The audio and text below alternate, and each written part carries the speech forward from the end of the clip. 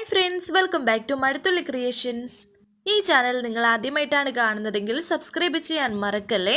സുജാതയുടെ അരികിലേക്ക് നിത്യ വരുന്നു. വളരെ ടെൻഷനോടെ ചോദിക്കുന്നുണ്ട്, അമ്മേ അമ്മ എന്ത് പണിയാ കാണിച്ചത്? എന്തിനാ അമ്മ ആ ഗുളിക കഴിച്ചത്? അമ്മേ, അതൊരു ഹെവി ഡോസ് ഗുളികയല്ലേ. അസുഖമില്ലാത്തവർ ഗുളിക കഴിച്ചാൽ എന്താ സംഭവിക്കാൻ അറിയില്ലേ? ആ അവസ്ഥയിൽ നിന്നെ രക്ഷിക്കാൻ അമ്മ വേറെ വഴി കണ്ടില്ല. ഞാനത് ചെയ്തില്ലായിരുന്നു എങ്കിൽ അവനെ അപകടപ്പെടുത്താൻ മോളത് ചെയ്തു എന്നെ അവൻ വിചാരിക്കൂ. ഇതിപ്പോ അവനാ സംശയമൊന്നുമില്ലല്ലോ എന്നൊക്കെ സുജാത പറയുമ്പോൾ നിത്യ ചോദിക്കുന്നു, അമ്മയ്ക്ക് വല്ല ബുദ്ധിമുട്ടും ഉണ്ടോ എന്ന്. ഇല്ല മോളെ എന്ന് സുജാത.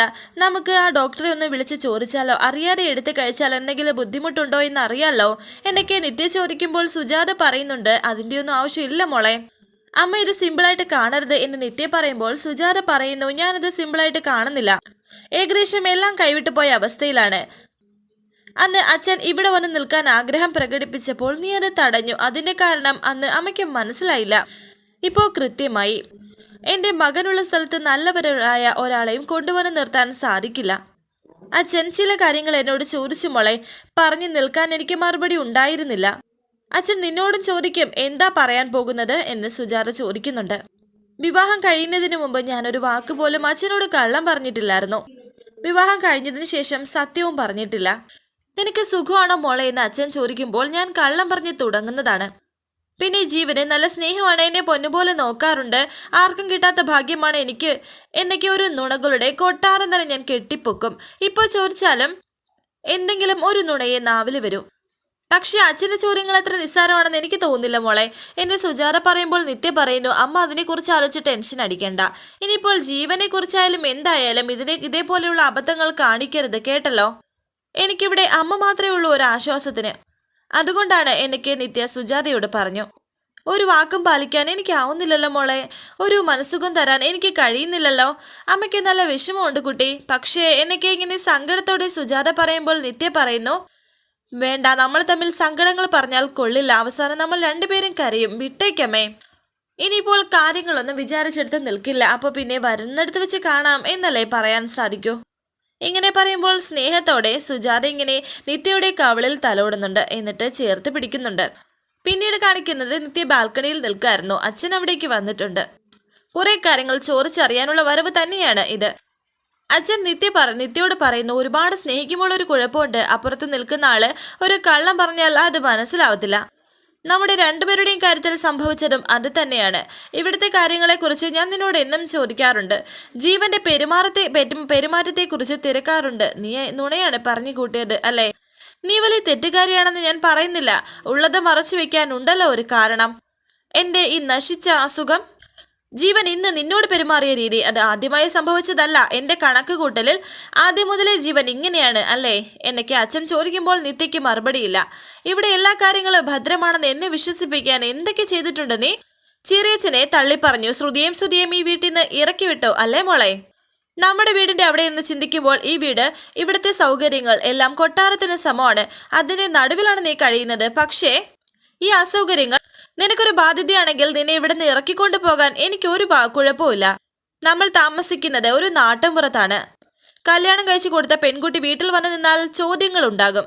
ചോദ്യങ്ങൾ കൂടുമ്പോൾ നമ്മൾ പറയാതെ തന്നെ നാട്ടുകാര് സത്യം കണ്ടുപിടിക്കാൻ ശ്രമിക്കും. അത് നാണക്കേടുള്ള കാര്യമാണ്. പക്ഷേ എൻ്റെ പ്രശ്നം നിന്റെ ആയുസ്സാണ് മോളെ. ഈ നിലയ്ക്ക് മുന്നോട്ട് പോയാൽ നിനക്ക് എന്തെങ്കിലും സംഭവിക്കോ എന്ന് അച്ഛന് പേടിയുണ്ട് എന്നൊക്കെ സങ്കടത്തോടെയും ടെൻഷനോടെയും അച്ഛൻ പറയുമ്പോൾ നിത്യ പറയുന്നു, അച്ഛാ ഇവിടുത്തെ അച്ഛനും അമ്മയും അത്രയും പറയുമ്പോൾ അച്ഛൻ പറയുന്നു, വേണ്ട, അവർ നിന്നെ നന്നായിട്ട് സ്നേഹിക്കുന്നുണ്ട്, അവർ നല്ലവരാണ്. ഇതൊക്കെ 1000 വട്ടം ഞാൻ കേട്ടതാണ്. അത് എനിക്ക് പരിപൂർണ വിശ്വാസമാണ്. പക്ഷേ ജീവനാണ് നിന്നോടൊപ്പം ജീവിക്കേണ്ടത്. ഞാൻ സുജാതയോടും രഘുവിനോടും സംസാരിക്കാം. മനുഷ്യരല്ലേ, ജീവിതത്തിൽ ചില അബദ്ധങ്ങൾ സംഭവിക്കാം. അത് തിരിച്ചറിയുന്ന അവസരത്തിൽ അത് തിരുത്തുക എന്നതാണ് ബുദ്ധിയുള്ള മനുഷ്യർ ചെയ്യുന്നത്. ഈ കുടുംബവുമായിട്ടുള്ള നിന്റെ ബന്ധം, ജീവനുമായിട്ടുള്ള ദാമ്പത്യ ബന്ധം, അത് തിരുത്താനുള്ള സമയമായി. ഞാൻ പറയുന്നത് ഒരു വിവാഹമോചനത്തെ കുറിച്ചാണ് എന്ന് അച്ഛൻ പറയുമ്പോൾ ഞെട്ടലോടെ നിൽക്കുകയാണ് നിത്യ. അച്ഛൻ എന്താ ഈ പറയുന്നത് എന്നെ നിത്യ ചോദിക്കുമ്പോൾ അച്ഛൻ പറയുന്നുണ്ട്, ഞാൻ പിന്നെ എന്താ ചെയ്യേണ്ടത്?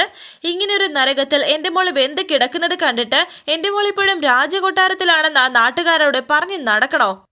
നിനക്കിവിടെ സുഖമാണെന്ന് ഞാൻ എൻ്റെ മനസ്സിനെ പറഞ്ഞ് വിശ്വസിപ്പിക്കണോ? എന്നെക്കൊണ്ടത് പറ്റില്ല.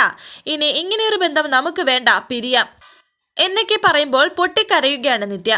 ജീവനെ ഓർത്തിട്ടല്ല ആ കരച്ചിൽ, ഇവിടുത്തെ അമ്മയും അച്ഛനെയും ഓർത്തിട്ടാണ് നിത്യയുടെ ഈ കരച്ചിൽ.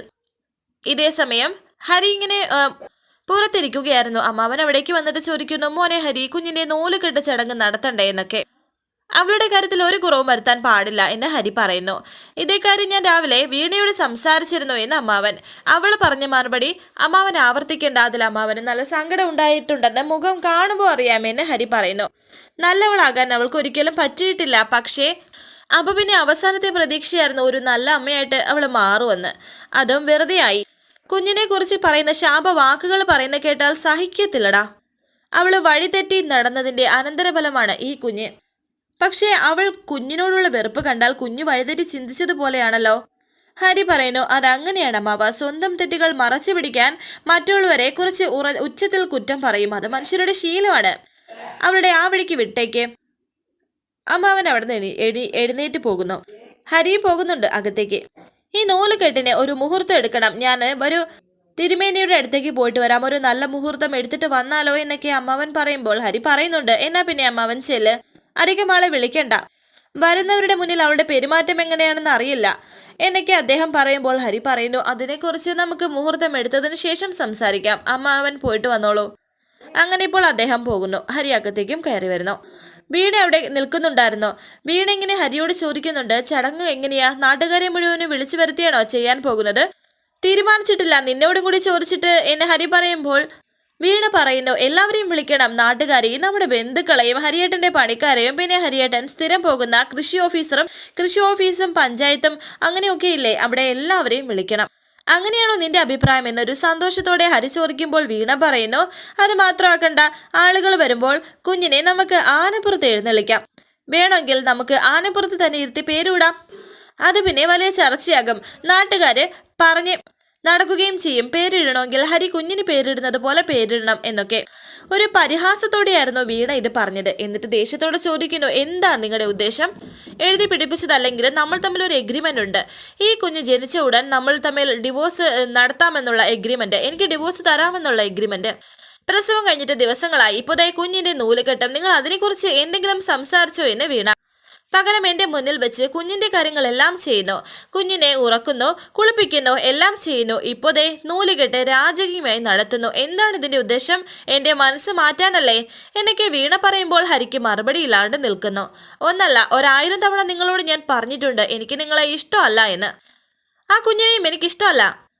നിങ്ങൾ രണ്ടും ചത്താൻ പോലും എനിക്ക് യാതൊരു വേദനയും അതിൽ ഉണ്ടാക്കില്ല എന്ന് വീണേ, എന്നെ തോൽപ്പിക്കാൻ വേണ്ടി ഇത്ര ക്രൂരമായ വാക്കുകൾ നീ പറയരുത്, അതും സ്വന്തം കുഞ്ഞിനെ പറ്റിയെന്ന് ഹരി.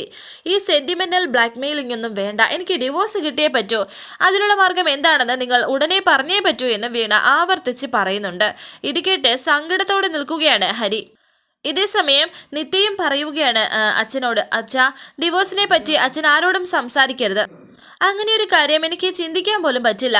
അച്ഛൻ ദേഷ്യത്തോടെ പറയുന്നു. എന്നിട്ട് എന്തിനാ അവന്റെ അടിമയായിട്ട് ഇവിടെ കിടക്കാനോ? സമ്മതിക്കത്തില്ല ഞാൻ. കരഞ്ഞുകൊണ്ട് നിത്യ പറയുന്നു, ഇവിടുത്തെ അച്ഛൻ അമ്മ ജോലി, അവരെ കുറിച്ച് ഒന്ന് ഓർത്തു നോക്ക്, അവരെന്നെ എത്ര സ്നേഹിക്കുന്നുണ്ടെന്ന് അച്ഛനും കൂടി ബോധ്യപ്പെട്ടതല്ലേ എന്ന് പറയുമ്പോൾ അച്ഛൻ പറയുന്നു, ഞാൻ സമ്മതിക്കില്ല, നിങ്ങൾ തമ്മിൽ ഇനി ഒന്നിച്ച് ജീവിക്കണ്ട. വീണ്ടും കരഞ്ഞുകൊണ്ട് നിൽക്കുകയാണ് നിത്യ.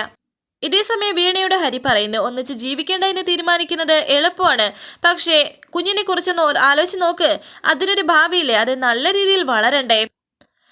വീണ പറയുന്നു, അത് നിങ്ങളെയും കെട്ടിപ്പിടിച്ചുകൊണ്ടിരിക്കുകയല്ലേ, ഞാൻ കൊടുത്തവരിൽ നിന്ന് തട്ടിപ്പറിച്ചത് എടുത്തതല്ലേ, കൊണ്ടുപോയി വളർത്ത്, ഇതിൽ എൻ്റെ ആവശ്യം എന്താണ്? എടി, ഒരു കുഞ്ഞിന് അമ്മ എത്ര പ്രധാനപ്പെട്ടതാണെന്ന് ഞാൻ നിനക്ക് പറഞ്ഞു തരേണ്ട ആവശ്യമൊന്നുമില്ല. എൻ്റെ കുഞ്ഞിന് ഒന്നും നഷ്ടപ്പെടരുത് എന്നാണ് എൻ്റെ ആഗ്രഹം. അതുകൊണ്ട് ഡിവോഴ്സിനെ കുറിച്ച് തൽക്കാലം ചിന്തിക്കേണ്ട എന്ന് ഹരി. ഇത് ചതിയാണ്. നിങ്ങൾ എന്നെ ചതിക്കാനാണ് തീരുമാനമെങ്കിൽ ഞാൻ നേരെ കോടതിയിലേക്ക് പോകും. എൻ്റെ കുഞ്ഞിന് നിങ്ങളുടെ കൂടെ വളരാൻ ഒരു അവകാശമില്ല എന്ന് ഞാൻ കോടതിയിൽ ബോധ്യപ്പെടുത്തും.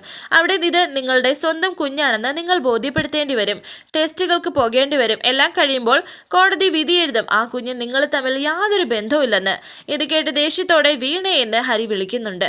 വീണ പറയുന്നു, നാണം കെടും, കോടതി മാത്രമല്ല ഈ നാട്ടുകാരുടെ ഇടയിലും.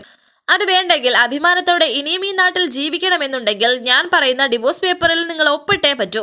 ഇതേസമയം അച്ഛനും നിത്യ ഭീഷണിപ്പെടുത്തിക്കൊണ്ടിരിക്കുകയാണ്. ഡിവോഴ്സിന് നീ തയ്യാറായില്ലെങ്കിൽ നിന്റെ സുരക്ഷയുടെ കാര്യം പറഞ്ഞ് എനിക്ക് പോലീസ് സ്റ്റേഷനിലേക്ക് പോകേണ്ടി വരും. നിനക്ക് വേണമെങ്കിൽ അവിടെ വന്ന് എന്നെ തള്ളി പറയാം. ഇത്രയും നാൾ പറഞ്ഞ കള്ളത്തരത്തിന്റെ കൂടെ ഒന്നും കൂടി ആയിക്കോട്ടെ. നിത്യ പറയുന്നു, അച്ഛൻ ഞാൻ പറയുന്ന ഒന്ന് മനസ്സിലാക്ക്. അച്ഛൻ വിചാരിക്കുന്ന പോലെ ഒന്നുമില്ല, എളുപ്പമല്ല ഒന്നും.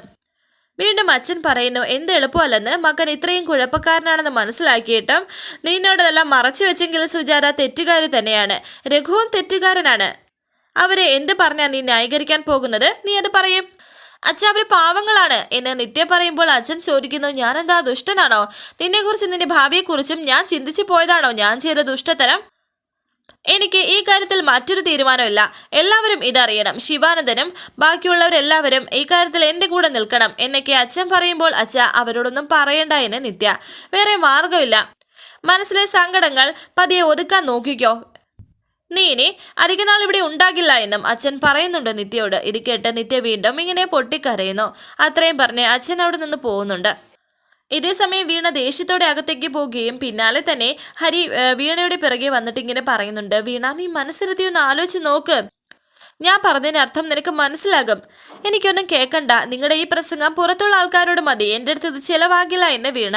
ഇതേസമയം കുഞ്ഞ് കരയുന്നുണ്ട്. അതുകൊണ്ട് തന്നെ പെട്ടെന്ന് ഹരി കുഞ്ഞിൻ്റെ അടുത്തേക്ക് പോകുന്നു. എൻ്റെ കാര്യം നടക്കണമെങ്കിൽ കരഞ്ഞിട്ടും തൊഴുതിട്ടും ഒരു കാര്യമില്ല. സംയുക്തയോട് പറഞ്ഞ് എത്രയും പെട്ടെന്ന് ഇവിടുന്ന് പുറത്തിറങ്ങണം എന്ന് വീണ വിചാരിക്കുന്നുണ്ട്. ശേഷം കാണിക്കുന്നത് സാറയുടെ വീട്ടിൽ. ഫ്രണ്ട്സിനോടൊക്കെ പറയുകയാണ്, സാറ ഈ റിയൽ ഫ്രണ്ട്ഷിപ്പിന്റെ അർത്ഥം എന്താണെന്ന് നിങ്ങൾക്കറിയാമോ? നിങ്ങൾ ആൺകുട്ടികളും പെൺകുട്ടികളും ഇടകലർന്ന് നടക്കുമ്പോൾ പ്രായമായവര് അതിന് കുറ്റം കണ്ടുപിടിക്കും. അവര് പറയുന്ന കാര്യങ്ങൾ നിങ്ങൾക്ക് പുച്ഛമാണ്. അവിടെ നിങ്ങൾ റിയൽ ഫ്രണ്ട്ഷിപ്പിന്റെ ഭാഷ ഉപയോഗിക്കും.